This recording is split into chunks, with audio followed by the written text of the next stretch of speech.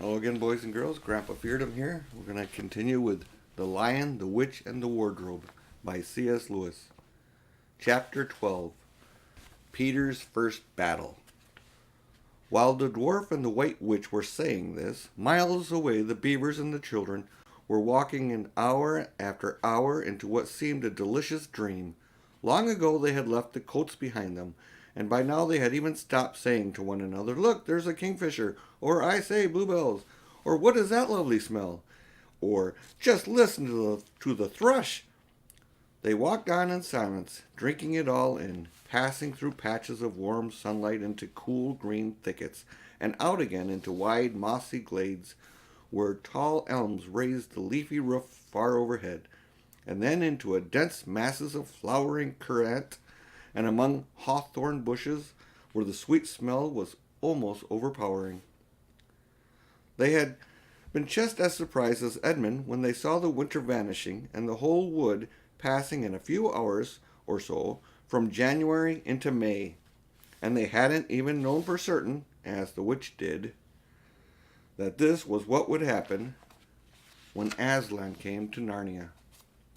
But they all knew that it was her spells which had produced the endless winter, and therefore they all knew when this magic spring began that something had gone wrong, and badly wrong, with the witch's schemes. And after the thaw had been going on for some time, they all realized that the witch would no longer be able to use her sledge. After that, they didn't hurry so much, and they allowed themselves more rests and longer ones. They were pretty tired by now, of course, but not what I'd call bitterly tired, only slow and feeling very dreamy and quiet inside, as one does when one is coming to the end of a long day in the open. Susan had a slight blister on one heel.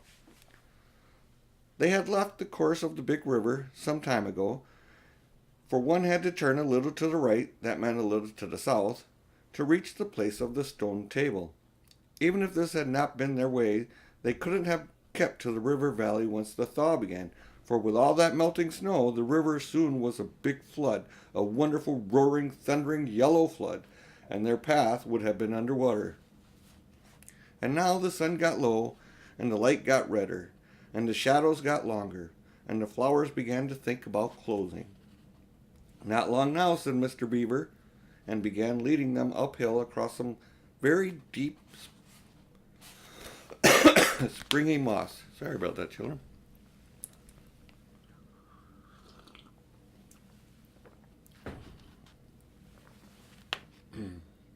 Very deep springy moss. It felt nice under their tired feet. In a place where only tall trees grew very wide apart. The climb, coming at the end of a long day, made them all pant and blow.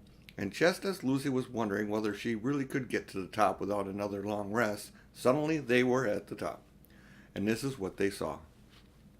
They were on a green, open space from which you could look down onto the forest spreading as far as one could see in every direction, except right ahead. There, far to the east, was something twinkling and moving. "By gum," whispered Peter to Susan, "the sea!" In the very middle of this open hilltop there was a stone table. It was a great grim slab of gray stone supported on 4 upright stones. It looked very old, and it was cut all with the strange lines and figures that might be the letters of an unknown language. They gave you a curious feeling when you looked at them. The next thing they saw was a pavilion pitched on one side of the open place. A wonderful pavilion it was, and especially now when the light of the setting sun fell upon it, with sides of what looked like yellow silk and cords of crimson, the tent pegs of ivory, and the high above it on a pole a banner which bore a red rampant lion fluttering in the breeze, which was blowing in their faces from far off sea. While they were looking at this, they heard a sound of music on their right, and turning in that direction, they saw what they had come to see. Aslan stood in the center of a crowd of creatures who had grouped themselves around him in the shape of a half moon. There were tree women there, and well women, dryads and naiads, as they used to be called in our world, who had stringed instruments. It was they who had made the music. There were 4 great centaurs. A horse part of them was like a huge English farm horse, and the man part was like stern but beautiful giants. There was also a unicorn, and a bull with the head of a man, and a pelican, and an eagle, and a great dog. And next to Aslan stood 2 leopards, of whom one carried his crown and the other his standard. But as for Aslan himself, the beavers and the children didn't know what to do or say when they saw him. People who have not been in Narnia sometimes think that a thing cannot be good and terrible at the same time. If the children had ever thought so, they were cured of that now. For when they tried to look in Aslan's face, they just caught a glimpse of the golden mane and the great, royal, solemn, overwhelming eyes. And they found they couldn't look at him, and they went all trembly. "Go on," whispered Mr. Beaver. "No," whispered Peter, "you first." "No, sons of Adams before animals," whispered Mr. Beaver back again. Now this picture I'm about to show you, I think it's just a bad print. I think the outline is too dark, and the printer must have messed up. Because I've seen this picture before, and it's not quite so, not gaudy, but blandish, blotchy. But still, you can see Aslan, the dryads, the naiads. I think that's a centaur. The unicorn's back in there. All right. And Aslan's face in that is distinctly not intelligent looking. So maybe that's what's wrong with that picture. "Susan," whispered Peter, "what about you? Ladies first." "No, you're the eldest," whispered Susan. And of course, the longer they went on doing this, the more awkward they felt. Then at last, Peter realized that it was up to him. He drew his sword and raised it to a salute, and hastily saying to the others, "Come on, pull yourselves together," and he advanced to the lion and said, "We have come, Aslan." "Welcome, Peter, son of Adam," said Aslan. "Welcome, Susan and Lucy, daughters of Eve. Welcome, he-beaver and she-beaver." His voice was deep and rich, and somehow took the fidgets out of them. They now felt glad and quiet, and it didn't seem awkward to them to stand and say nothing. "But where's the 4th?" asked Aslan. "He has tried to betray them and joined the White Witch, O Aslan," said Mr. Beaver, and then something made Peter say, "That was partly my fault, Aslan. I was angry with him, and I think that helped him go wrong." And Aslan said nothing, either to excuse Peter or to blame him, but merely stood looking at him with his great unchanging eyes, and it seemed to all of them that there was nothing to be said. "Please, Aslan," said Lucy, "can anything be done to save Edmund?" "All shall be done," said Aslan, "but it may be harder than you think." And then he was silent again for some time. Up to that moment, Lucy had been thinking how royal and strong and peaceful his face looked. Now suddenly it came to her head that he looked sad as well. But next minute that expression was quite gone. The lion shook his mane and clapped his paws together. Terrible paws, thought Lucy, if he didn't know how to velvet them. And said, "Meanwhile, let the feast be prepared. Ladies, take these daughters of Eve to the pavilion and minister to them." Then the girls had gone. Aslan laid his paw and thought it was velveted. And although it was velveted, it was very heavy on Peter's shoulder, and said, "Come, son of Adam, I will show you a far-off sight of the castle where you are to be king."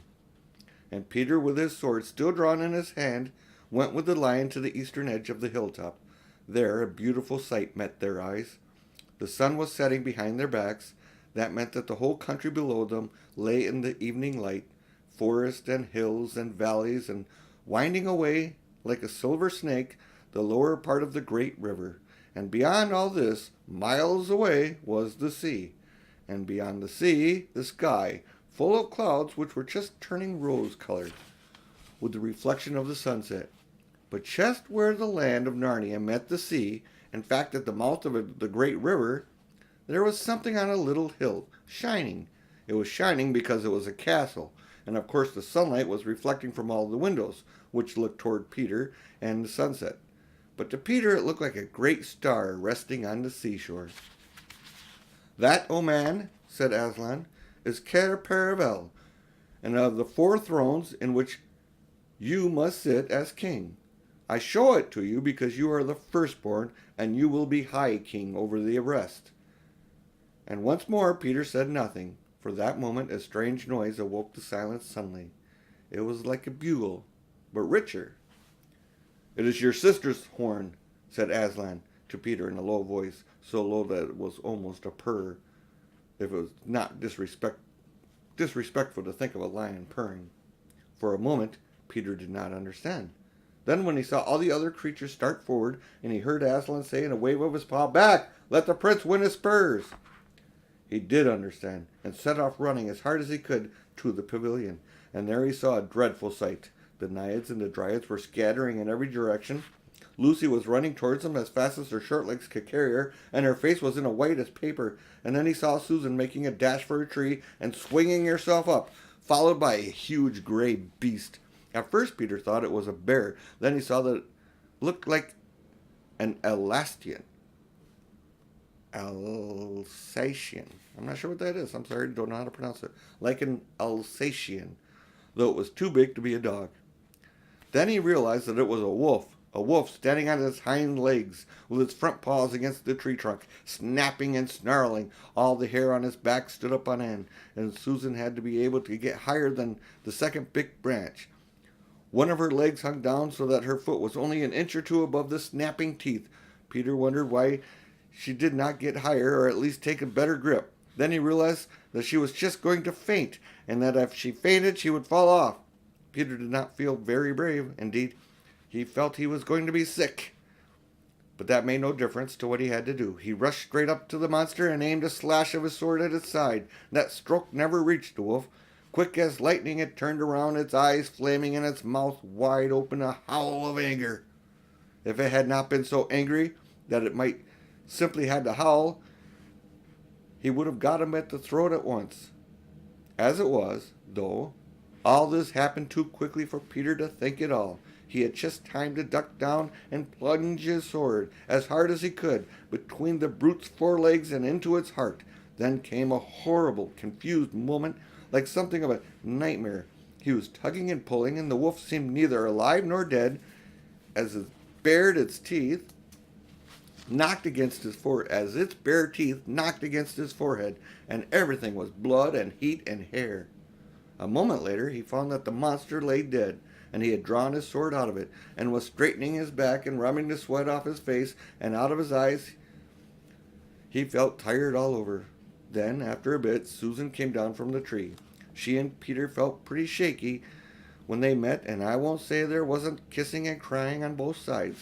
But in Narnia no one thinks any the worse of you for that. "Quick, quick!" shouted the voice of Aslan. "Centaurs, eagles, I see another wolf in the thicket. There, behind you." He had just darted away. "After him, all of you! He will be going to his mistress. Now is your chance to find the witch and rescue the 4th son of Adam." And instantly, with a thunder of hooves and beating of wings, a dozen or so of the swiftest creatures disappeared into the gathering darkness. Peter, still out of breath, turned and saw Aslan close at hand. "You have forgotten to clean your sword," said Aslan. It was true. Peter blushed when he looked at the bright blade and saw that it was all smeared with wolf's hair and blood.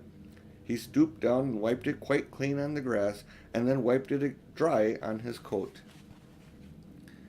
"Hand it to me and kneel, son of Adam," said Aslan. And when Peter had done so, he struck him with the flat of the blade and said, "Rise up, Sir Peter, wolfsbane, and whatever happens, never forget to wipe your sword." And that's the end of chapter 12. Thanks for watching. Fair winds and following seas. Till next time. Bye.